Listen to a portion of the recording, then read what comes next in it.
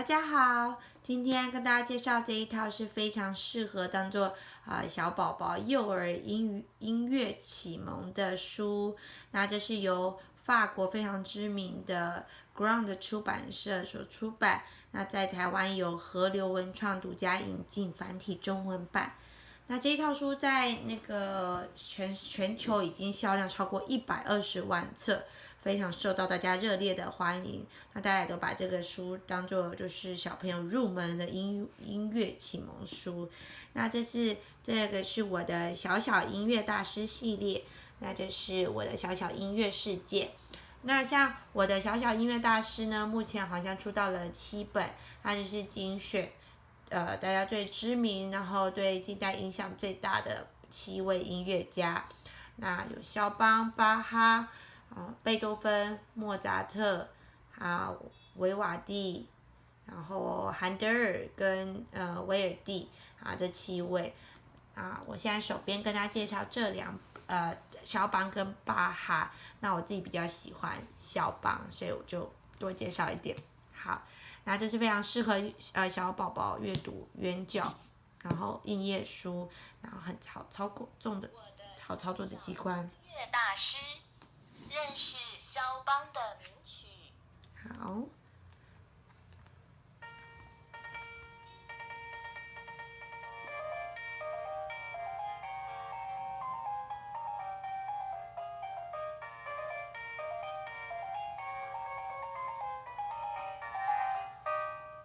好，每一段音乐都有15到25秒。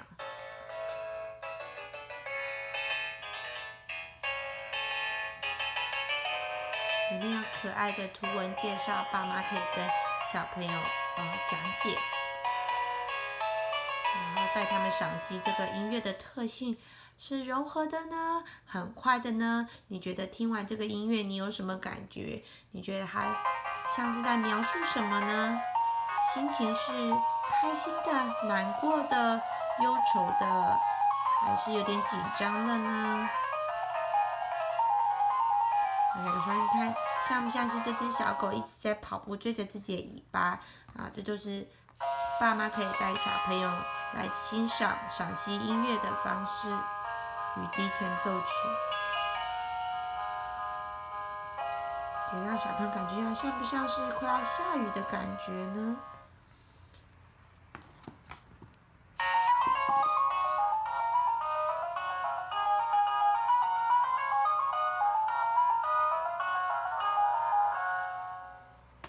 蝴蝶，还有适合睡觉的歌。我觉得很适合跟小朋友在睡前听这些音乐大师的歌曲，可以帮助小朋友缓和他们心情，然后结合音乐、文字跟图像，也是一种美学的培养。妈妈自己看完是还蛮想念以前在追《交响情人梦》的日子。好 ，OK， 然后另外一本是巴哈，那因为每一本书的那个量有点多，我就没有每一本都听，听一小段。好，那我们换下一段圣诗合唱。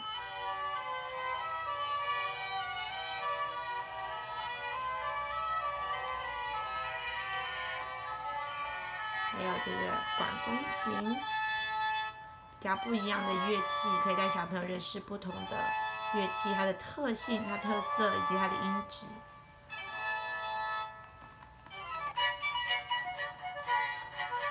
这唱得很轻快，短旋律。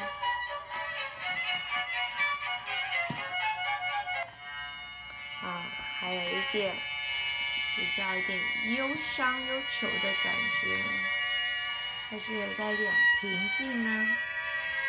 在这个启蒙系列就可以感受不同的曲风。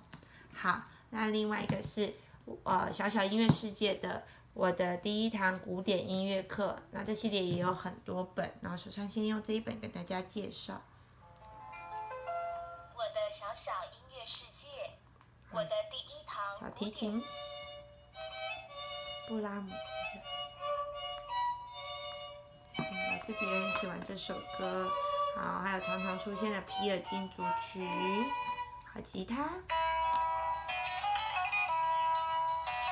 吉他在那个小小音乐世界，古典音乐比较好少出现，大家可以带他认识，或者是小号。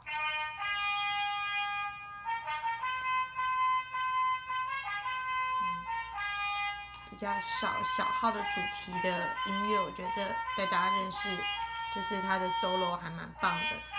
还有低音鼓，小朋友很喜欢，我们家小朋友很爱。好，然后这是巴哈的，我们刚好听过一下。好，最后一本是我们家数一数二喜欢的，就是变成动物系列。我的小小音乐世界。好，大黄蜂的飞行，小朋友都可以很快的感受到，这是很急的蜜蜂感觉。其实如果去外面上音乐律动课，他们也会放这类型的音乐，然后让小朋友听。跑很快的这种节奏很快，他就会请小朋友自己要跑很快。然后如果是比较缓慢的，就会请他们慢一点来认识这个节奏感，还有还有那个韵律动。好，那是像小鸡，像小鸡到处乱跑的感觉。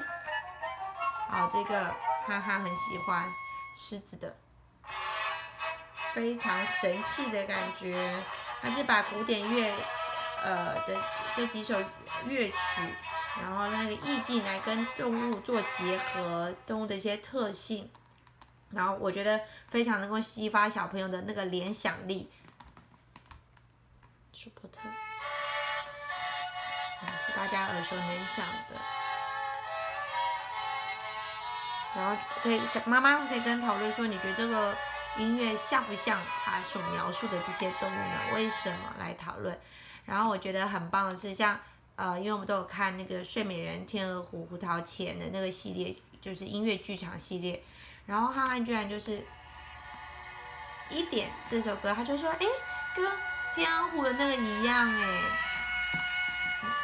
然后他听到这个也会说这就是那个睡美人，你看这个画面完全没有任何跟睡美人有关的影子，可是他却他也看不懂字，可是他自己听到这音乐就跟我说，妈妈这是睡美人的音乐，然后我就说你怎么知道？他就说他听的，所以我觉得音乐启蒙真的是非常值得投资，而且绝对有它可以带来它美好的对音乐的赏析的认识。